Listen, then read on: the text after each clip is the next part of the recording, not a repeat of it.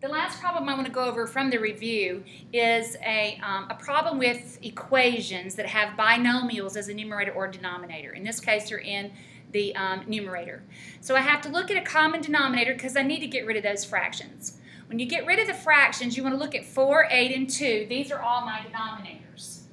So I'm saying, what's a common denominator? A denominator is going to be the bigger number, not a 2, but the 8. A common denominator would also be 24 because all 3 of these would go in there, but I want to use the smallest number possible. When I look at this, I'm looking at those two things first. A common denominator would be 8. The second thing that really catches my eye is this minus sign. That is something you always have to be leery of. One of the things, too, I would also note is that all of these are binomials. So I'm going to put those in parentheses until I have to pull them out, just in case I need to distribute.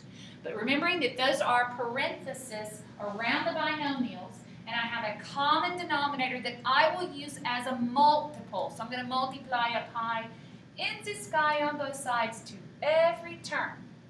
One division bar gets one multiple 8. One division bar gets one multiple 8, and this one is the same. So what that does is it helps to eliminate the denominators.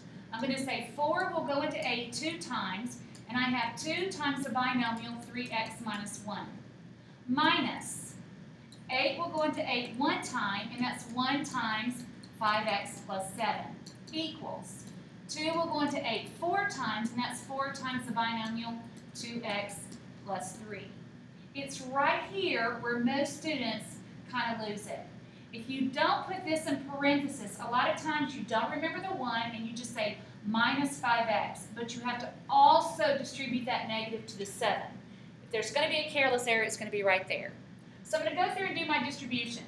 6x minus 2 minus 5x minus 7 is equal to 8x plus 12.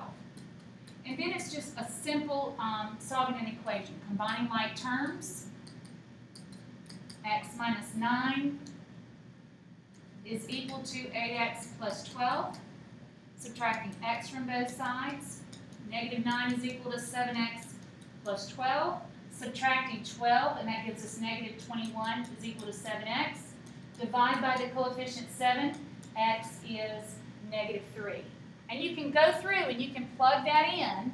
You can plug, especially if you have alpha y equals.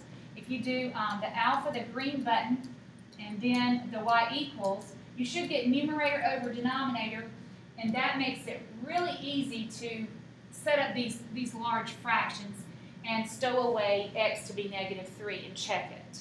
But that's a good problem to check. This is how you solve a fractional equation.